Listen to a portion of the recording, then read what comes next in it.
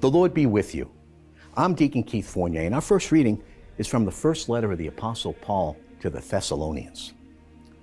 We want you to be quite certain, brothers, about those who have fallen asleep, to make sure that you do not grieve for them as others do, who have no hope.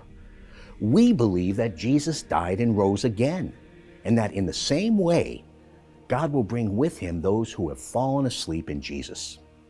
We can tell you this from the Lord's own teaching, that we who are still alive for the Lord's coming will not have any advantage over those who have fallen asleep. At the signal given by the voice of the archangel and the trumpet of God, the Lord himself will come down from heaven.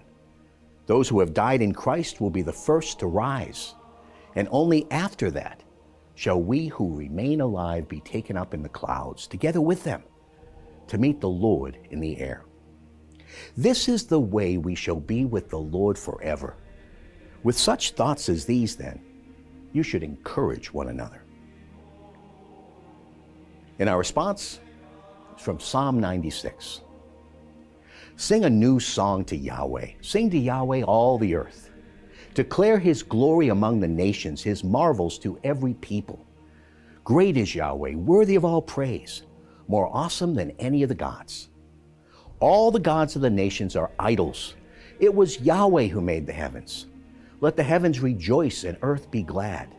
Let the sea thunder and all it holds. Let the countryside exult and all that is in it, and all the trees of the forest cry out for joy at Yahweh's approach. For he is coming to judge the earth. He will judge the world with saving justice and the nations with constancy. A reading from the Holy Gospel according to St. Luke.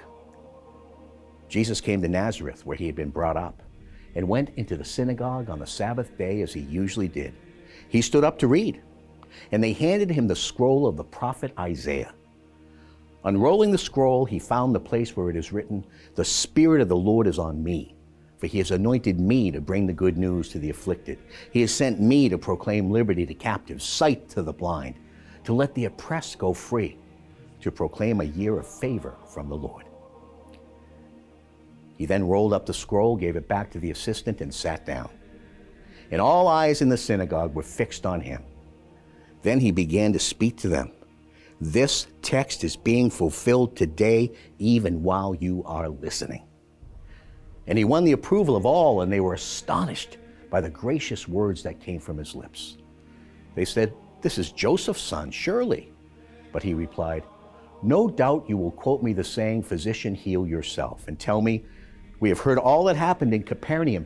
Do the same here in your own country.'" And he went on, "In truth, I tell you, no prophet is ever accepted in his own country. There were many widows in Israel, I can assure you, in Elijah's day, when heaven remained shut for 3 years and 6 months, and a great famine raged throughout the land. But Elijah was not sent to any of these. He was sent to a widow at Zarephath, a town in Sidonia. And in the prophet Elisha's time, there were many suffering from virulent skin diseases in Israel. But none of these was cured, only Naaman the Syrian." When they heard this, everyone in the synagogue was enraged. They sprang to their feet and hustled him out of the town, and they took him up to the brow of the hill their town was built on, intending to throw him off the cliff.